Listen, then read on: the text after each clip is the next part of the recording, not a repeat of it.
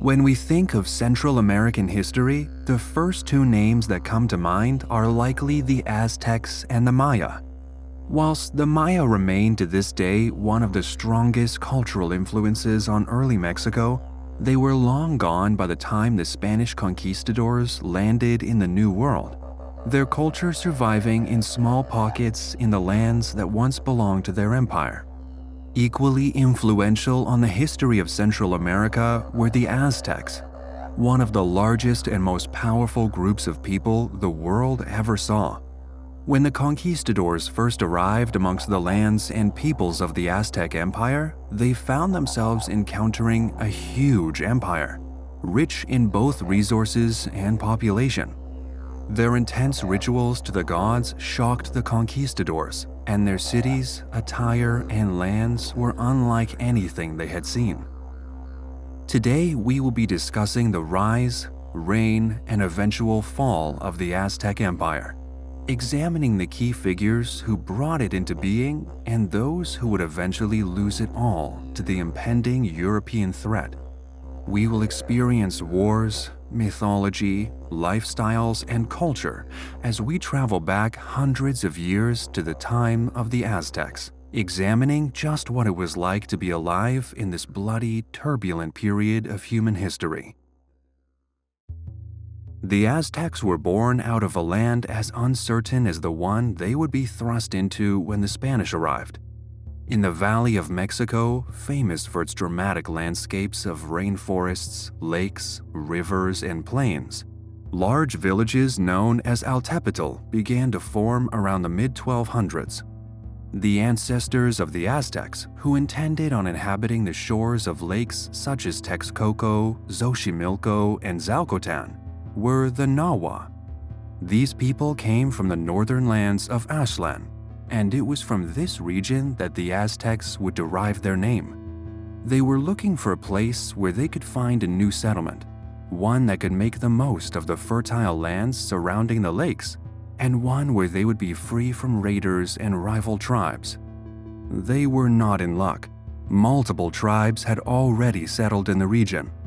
The largest and most powerful tribe in the region were the infamous Azcapotzalco, who eventually in 1325 allowed the early Aztecs to settle in the Valley of Mexico, on one condition, that they stayed on a miniature island in the middle of Lake Texcoco. It was here that the Aztecs founded the legendary city of Tenochtitlan. Aztec myth states that a traveling priest chose this region after he spotted a good omen, an eagle nesting in a cactus. The Azcapotzalco tribe charged these early Aztecs a tithe to stay on the island, just as they did with all the smaller neighboring tribes who, like the Aztecs, had entered this land seeking a place to settle. If they refused to pay, their neighbors would make life very hard for them. This arrangement continued for over 100 years, until the Altepetl of Texcoco, neighbors of the Aztecs, began to protest. They challenged the Azcapotzalco tribe, who in turn initiated a war with the rebels. The Aztecs teamed up with their oppressors, and as a result of their loyalty were rewarded the inevitably defeated city-state of Texcoco as an addition to their lands. Good relations with the Azcapotzalco would not last. King Tezozomoc would pass away in 1426, which would spark a civil war amidst the Azcapotzalco tribe. Taiawa, the king's firstborn son and chosen heir, was backed by the Aztecs, but clashed with his power-hungry brother Machtla. While this dispute was being carried out, a man named Itzcoatl was made ruler of the Aztecs following the mysterious death of their previous king, thought to be an assassination at the hands of Machtla and his men. He set about forming what would become known as the Triple Alliance against Machtla, gaining the support of the Alcawa of Texcoco and the Tlacopan, a previous city-state loyal to the Azcapotzalco before the tyrant took over. By 1427, the collective power of the Triple Alliance saw the death of Machtla and the unification of the turbulent Valley of Mexico. The Triple Alliance would soon bloom into the Aztec Alliance. Fronted by Tenochtitlan, home of the Aztecs, power would be shared between the kings of Texcoco and Tlacopan in a three-part divide. The Aztec Empire would arise out of the Aztec Alliance when the first conquests took place, as they scoured the Valley of Mexico for potential additions to their lands. The Aztecs became an incredibly warlike culture, and throughout the course of the empire's existence, it was almost always engaged in bloody conflict.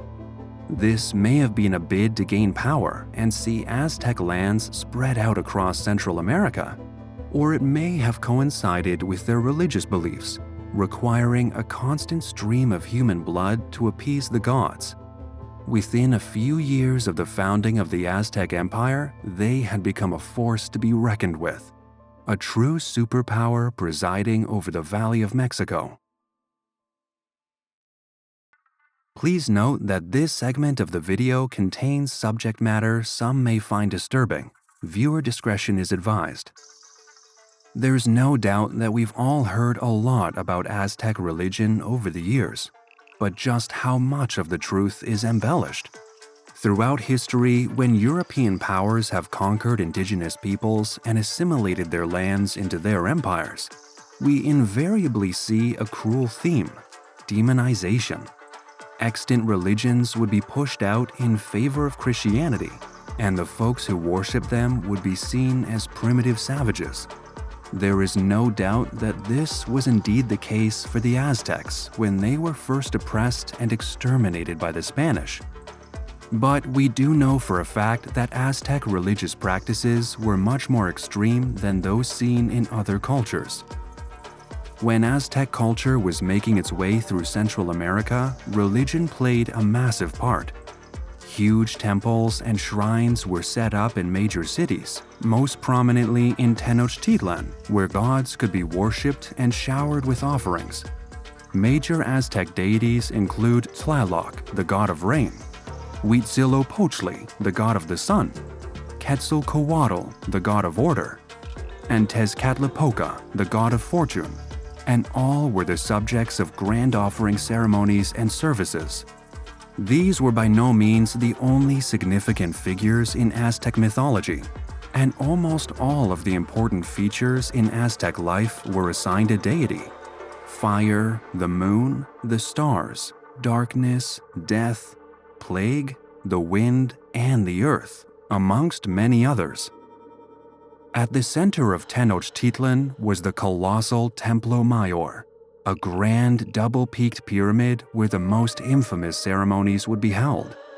The Aztecs believed that life and death were vitally linked to one another.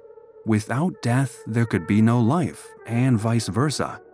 Life and death needed to be kept in balance with one another if the Aztecs and their way of life were to thrive, and therefore it was down to them to ensure it. The gods required blood, human blood, if life and death were to remain balanced and the sun didn't come crashing down into oblivion. This led to the idea that human sacrifices were the most powerful way to appease the gods, and they were carried out in great numbers at Templo Mayor. To find the gods their much-needed sustenance, the Aztecs had to look to the neighboring lands of their empire, where lesser tribes made a living in the forests and lakesides of what would one day become Mexico. A large part of the reason the Aztecs are portrayed as a brutal, warlike folk is down to these raids, where warriors would scour the surrounding lands for villages of potential captives. Those who were not fit to be slaves were sacrificed, and the remaining land was dragged under Aztec rule. In 1487 alone, historians have estimated that as many as 80,000 people were used as sacrifices to the gods by the Aztec Empire. Many sacrifices would be killed in the name of Huitzilopochtli, the god of the sun and war. A priest would carry out the spectacle in front of a huge crowd gathered at the bottom of Templo Mayor. Adorned in elaborate feathers, costumes, and decorations, they would select a victim from what was effectively a long queue of sacrifices, placing them on a sacrificial slab on their back. After a prayer or a few words, the priest would cut into the victim's lower abdomen with a sharp obsidian blade before reaching inside the thrashing victim's wound to retrieve his quarry, the heart. The heart would be removed from the sacrifice still beating, where the priest would raise it to the sky as an offering to Huitzilopochtli. Sacrifices would be killed to honor various gods, some of which were killed using different methods. Captives, some of which were young children, would be burned, tortured, dismembered, and in some cases, eaten. Of course, not every religious interaction ended this way. The Aztec Empire, by the time the 16th century arrived, was home to around 6 million people, all of which worshiped their deities in their own way on a daily basis. Temples were set up in most settlements as a way of getting closer to the gods of the Aztec pantheon, and many people used them each day. Non-violent offerings included jewelry, masks, carved figures, food, and resources such as cacao and tobacco. One of the key creations associated with the Aztec Empire is their use of a practical calendar. 360 days were assigned names based on numbers in a day counting system, whereas 5 days were unnamed. The ritual year was also divided within this into a calendar of 260 days. The 5 unnamed days were seen as bad omens, and it was on them that large numbers of sacrifices were thought to be offered to counteract the bad luck. The Aztec calendar was based on the study of the stars and was inspired by the Mayan calendar that came before it. The Aztecs recorded this information on sunstones, intricately carved stone circles that allowed them to track and read the calendar. The Aztecs built functional, sprawling cities to house their citizens. Limestone rocks and adobe bricks were packed in tightly to create structures as grand as the sun temples and as humble as houses. These materials were often accompanied by mud, wood, and sand, and featured a flat, thatched roof. Buildings were typically painted in light colors and decorated with bright patternings along the eaves and frames. Most Aztec houses featured a courtyard in the middle of the building, but were limited to one story for those who were not considered nobility or the social elite. It is important to note that the Aztecs did not have access to 2 of the metals that were staples in European and Asian societies: iron and bronze. This meant that they had to adapt to the materials they did have, which in their case was copper and various types of stone. In the early years, simple obsidian or chert blades were created that could reliably defend a warrior, whilst inflicting serious damage upon his opponent. While they weren't as durable as weapons made of iron, they saw the Aztecs expand into new territories and conquer literally millions of people.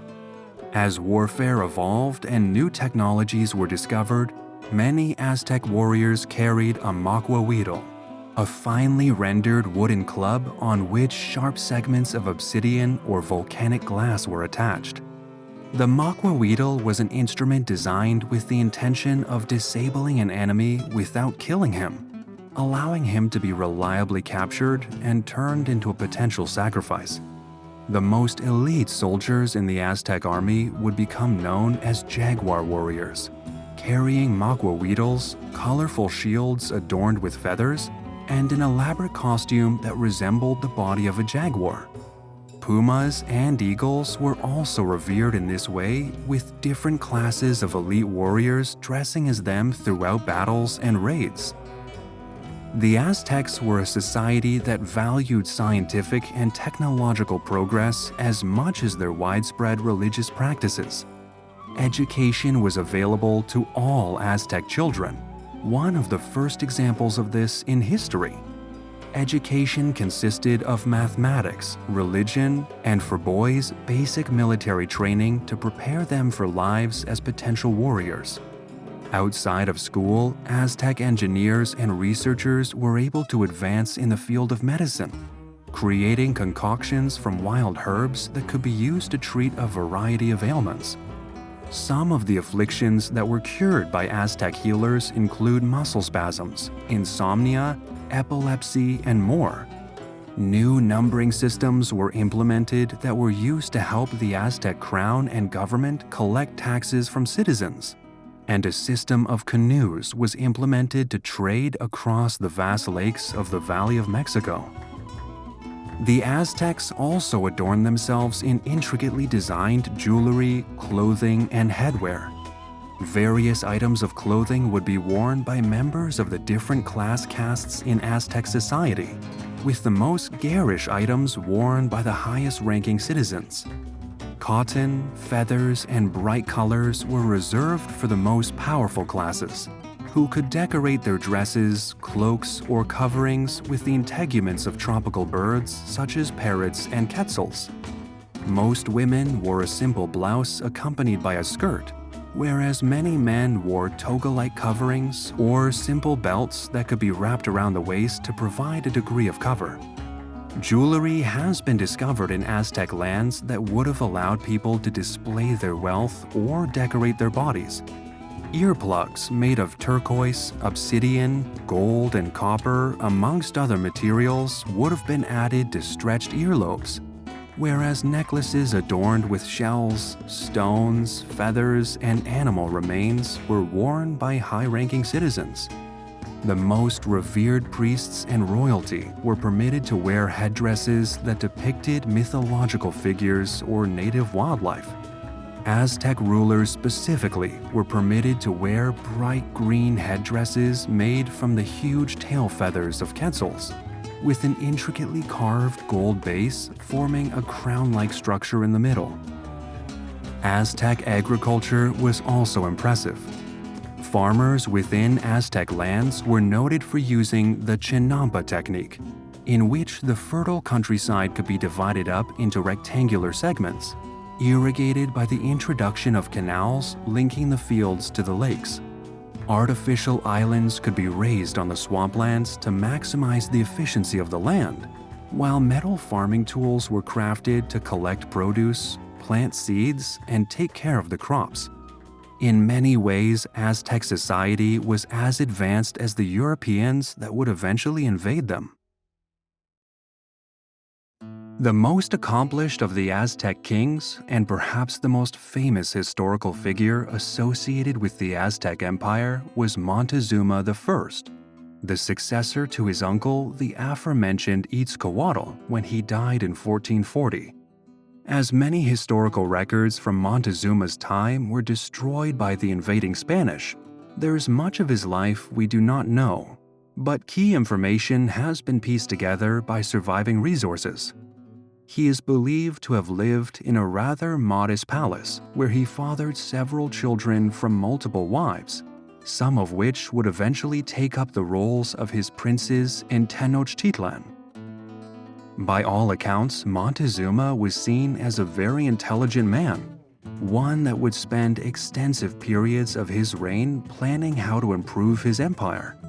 He oversaw many important engineering projects during his time, the most successful of which was the building of a huge double aqueduct to supply Tenochtitlan's citizens with fresh water from the surrounding lakes.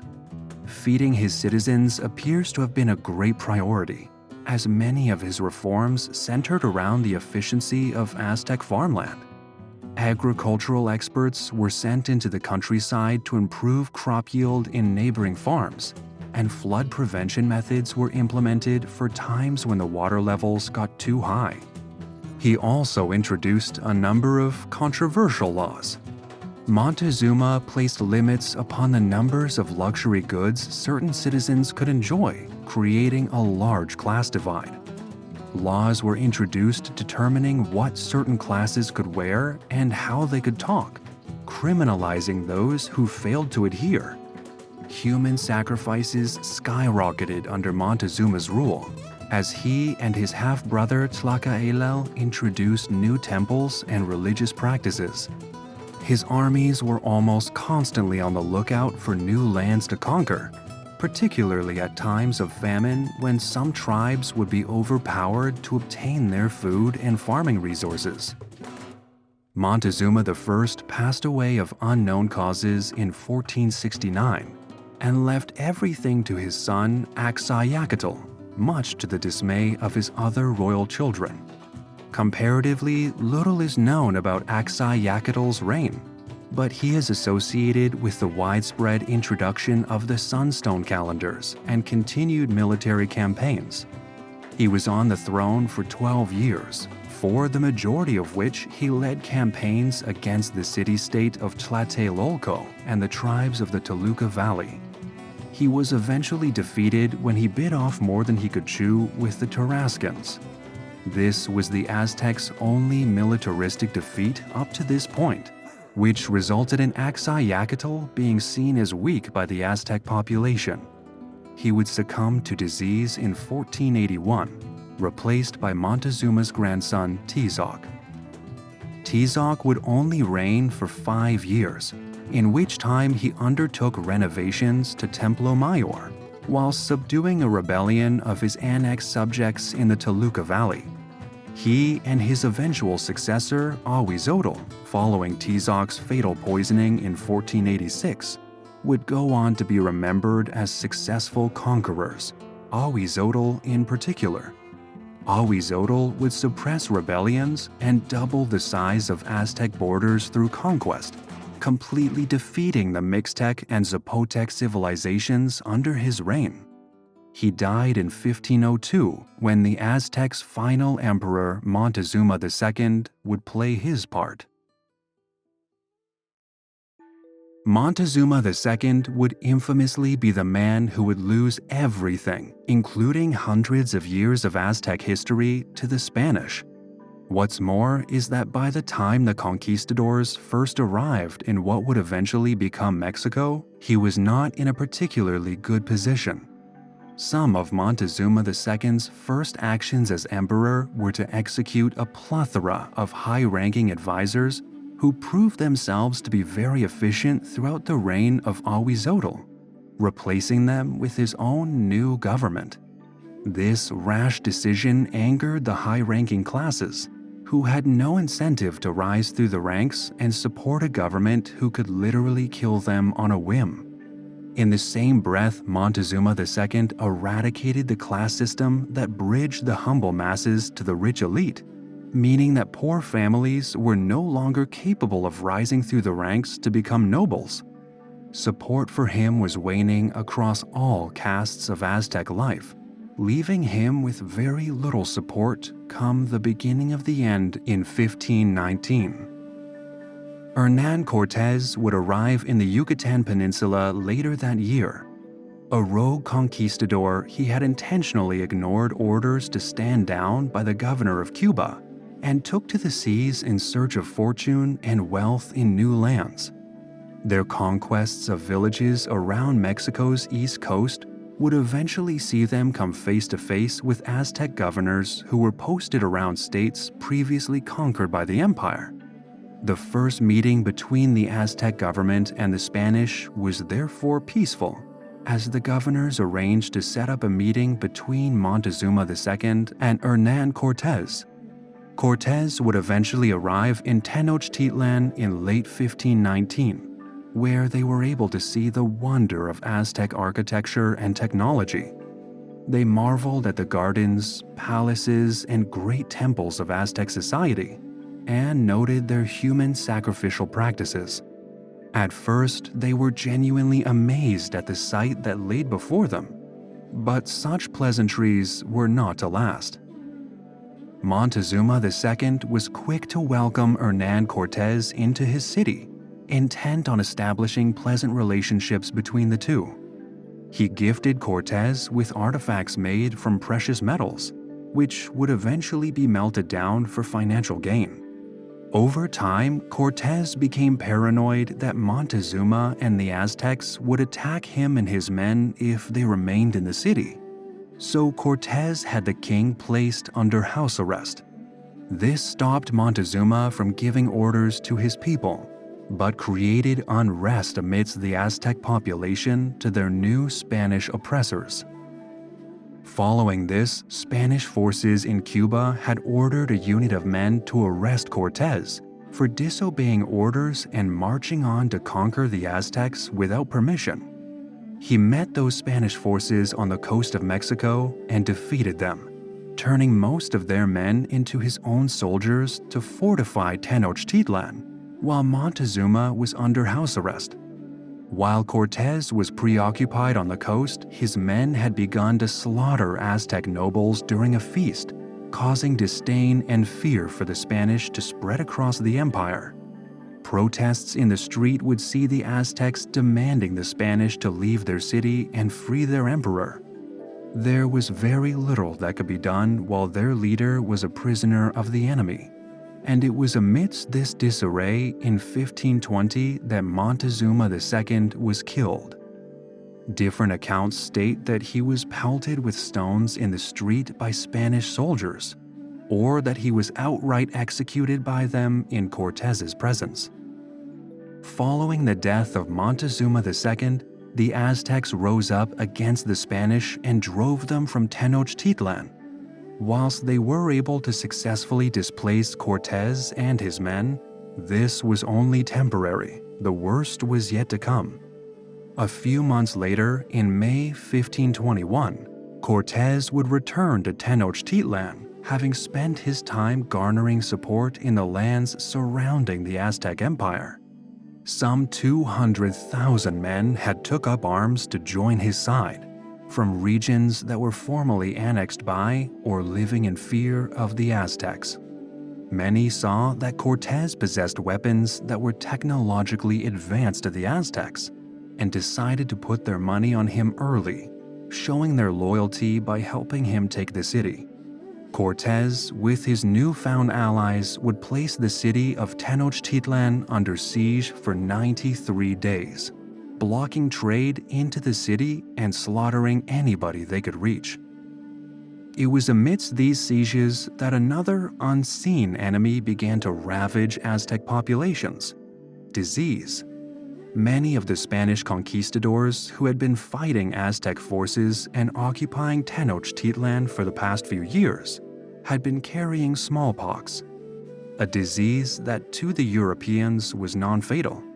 The Aztecs, however, had never encountered these pathogens before, and as such, their bodies were not used to the effects. There was no available cure, and as such, Aztec citizens found themselves dying in droves without the conquistadors even having to raise a finger.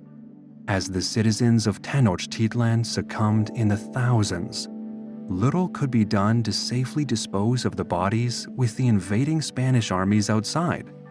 As a result, the disease continued to spread, causing widespread panic and chaos.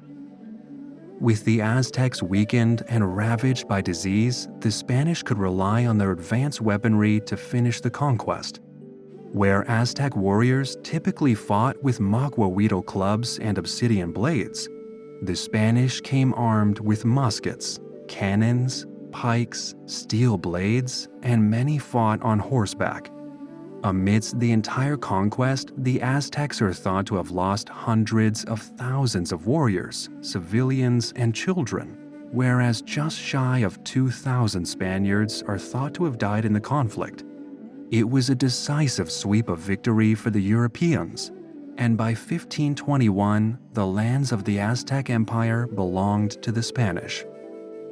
Throughout the siege of Tenochtitlan and the subsequent massacre of the Aztecs, Hernán Cortés was able to regain his favor with the Spanish crown. He wrote regular letters to King Charles V of Spain, informing him of his exploits in Tenochtitlan, while requesting that he be showered as a hero rather than branded as a criminal for his failure to follow orders in Cuba. The king agreed, and when the Aztec Empire lay in ruins in his hands, Cortés was given the title of Marqués del Valle de Oaxaca. This allowed him to personally govern many of the lands he had conquered, until he proceeded to take up other duties subduing rebels in Honduras. He returned to Spain in the 1540s relatively penniless after spending all his money on financing further expeditions in the New World, where he died of pleurisy, a condition of the lungs, in 1547 at age 62. The defeat of the Aztecs, as was the case with many Native American civilizations and societies, was a tragic, unjust loss.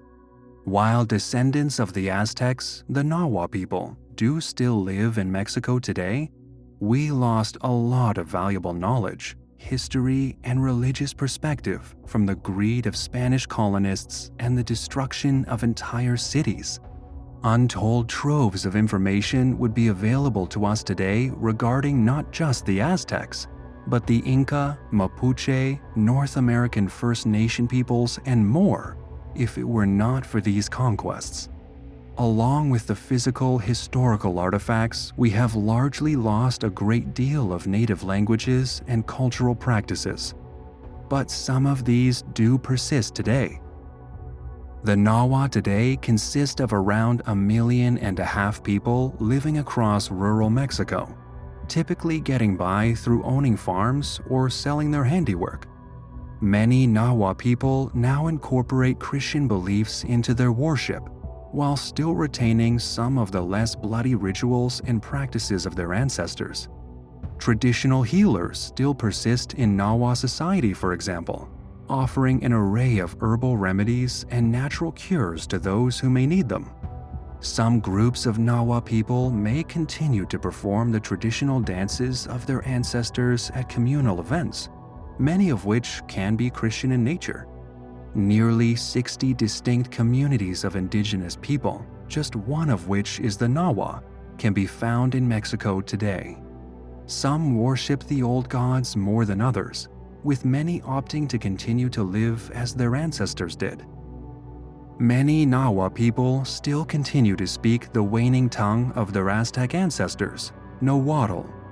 Today, the majority of its speakers live in the Veracruz, Pueblo, Hidalgo, or Guerrero regions of Mexico, with isolated speakers in the bordering areas of the United States. Some dialects of Nahuatl were entirely eradicated in the years following Cortés's initial conquest, but many have been able to hang on with the persistence of modern Nahua people writing it down and speaking it across their settlements and at cultural events. Despite the hardship they have experienced in the past, Nahua populations seem to be stable, and the culture is not at risk of disappearing any time in the immediate future. The Aztecs were a complicated empire. As their religious practices were vastly different to our own when the Europeans first encountered them, it's easy to focus on the bloodshed and warlike culture of the Aztecs. But this can skew our vision of what was easily one of the most highly developed and powerful civilizations in the entirety of pre-Columbian America. The Aztecs were adept craftsmen, politicians, city planners, and artists, as well as warriors. They managed to expand their borders while remaining in a good standing with their allies, and even attempted to peacefully interact with the Spanish before their untimely annihilation. It is for these reasons that the Aztecs will go down as one of the most fascinating civilizations that human history has seen to date.